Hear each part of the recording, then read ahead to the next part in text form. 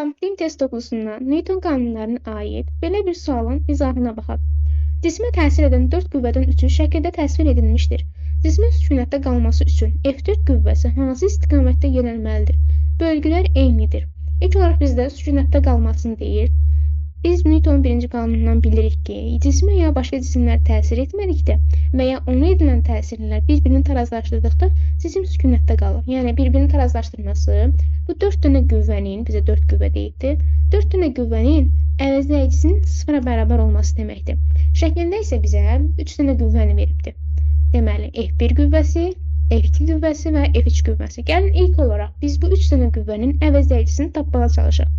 Fikir verin, bizdə şərtdə deyibdi ki, bölgülər eynidir. Biz hər bölgünü 1 Newton qəbul etsək, o zaman F2 qüvvəsi F2 bərabərdir 1 Newton.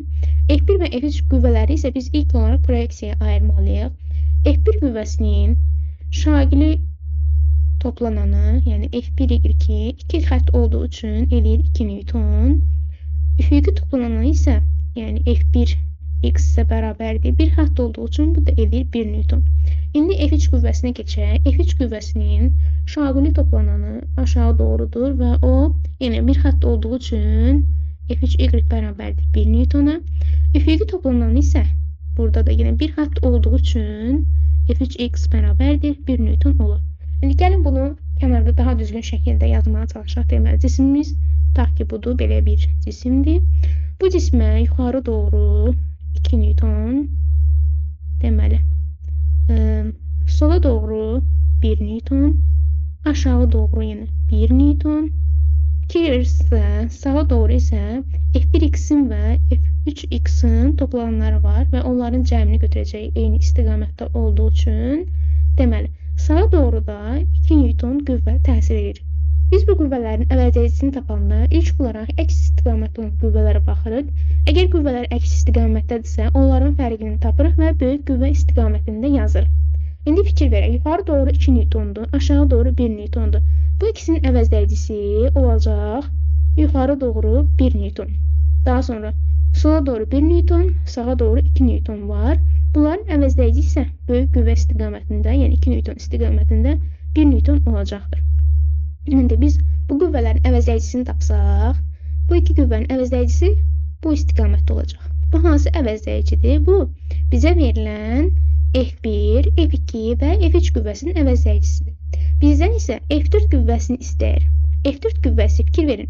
Digər 3 qüvvənin əvəzləyicisi bu istiqamətdədirsə, yəni cismi bu tərəfə dartırsa, F4 qüvvəsi onun əksini olmalıdır ki, yəni bu istiqamətdə olmalıdır ki, cisim sükunətdə qala bilsin. Çünki F4 qüvvəsi bu istiqamətdə olsa və qiymətcə bir-birinə bərabər olsalar, bunlar bir-birini tarazlaşdıracaq və cisim sükunətdə qalacaqdır. Deməli, cavab olur B variantı. Biz bu məsələni vektorların toplanması qaydası ilə də hesablaya bilərik. Biz vektorları toplayanda necə yazırdıq?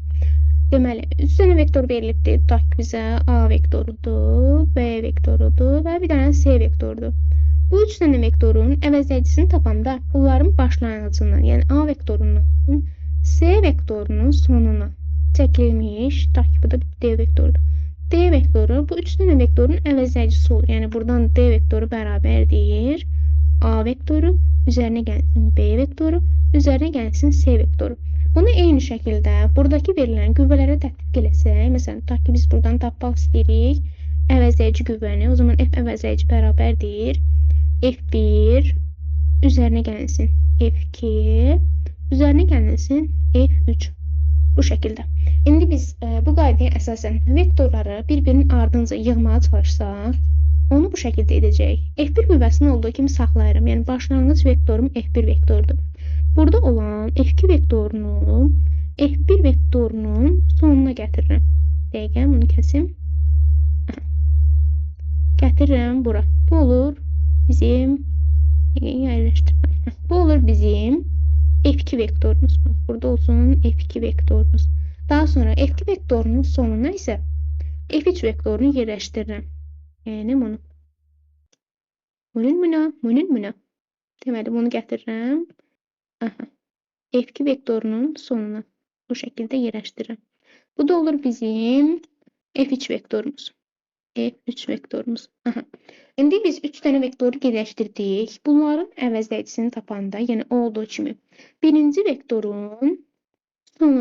vektorun başlanğıcını ikinci vektorun sonuna birləşdirsək, o zaman bu xətt olur. Daha doğrusu əyri çəkdim biraz, bunu düzəldim. Aha. Bu xətt olur bizim əvəzləyici vektorumuz, yəni F əvəzləyici, 3 dənə vektorun əvəzləyicisi. Fikir verirsə, yenə eyni qaydada alınır. Əgər 3 dənə vektorun əvəzləyicisi bu istiqamətdədirsə, F4 qüvvəsi yenə bu istiqamətdə olmalıdır ki, yəni əksinə qiymətcə bərabər olmalıdır ki, bu qüvvələr bir-birini tarazlaşdırsın və cisim sükunətdə qalsın. Yenə cavab olur B variantı.